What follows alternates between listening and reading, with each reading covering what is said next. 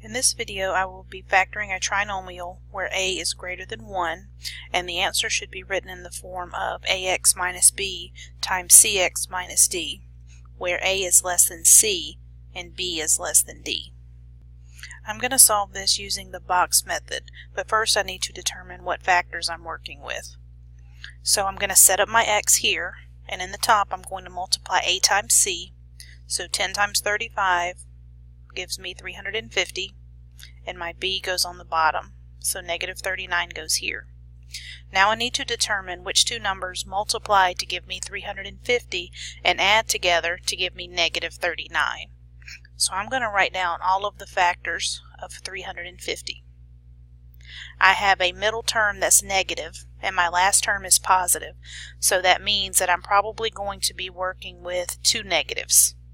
So if we look at all the factors of 350, I have 1 and 350, or negative 1 and negative 350.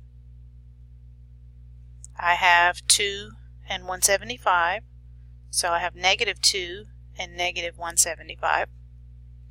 I have 5 and 70, so I have negative 5 and negative 70.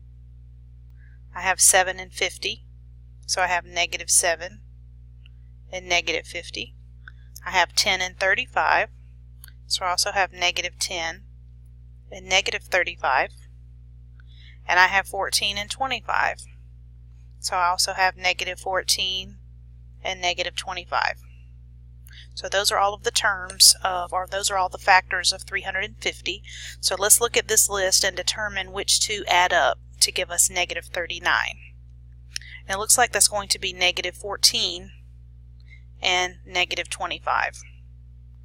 Negative 14 times negative 25 gives us positive 350, and negative 14 plus negative 25 gives us negative 39. Now that I have my factors, I'm going to draw my box. In the upper left-hand corner, I'm going to put a, so I have 10x squared. And in the lower right corner, I have to put c, so that's going to be 35.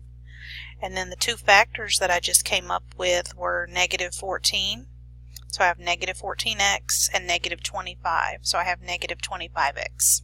And with those two terms, it doesn't matter which box you put them in. So now I need to find the greatest common factor of each column and each row. So I'm going to start with the first column. I have 10x squared and negative 25x. The greatest common factor here is 5x. My second column, I have negative 14x and 35. My greatest common factor here is going to be 7.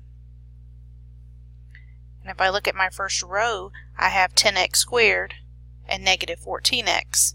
My greatest common factor here is 2x. And then if I look at my last row, I have negative 25x and 35. My greatest common factor is going to be 5. I know I need to put my answer in the form of ax minus b times cx minus d. And I know that my a has to be less than c and my b has to be less than d. So we need to determine which one is going to be a, b, c, and d. So I have 5x minus 7 and 2x minus 5. So my lower numbers are 2x, and then I'm going to use a minus 5. And then my bigger numbers are going to be 5x minus 7. So right here, I will point out why we have negatives. First of all, the question told us that we were going to have ax minus b and cx minus d. But if that were not part of the question, you could determine that you were going to have two negatives because your last term is a positive. And we know that two negatives multiplied together give us a positive. And if we add two negatives, we're going to get a negative. So that's why we have two negatives here. And let's check to see that a is less than c and b is less than d.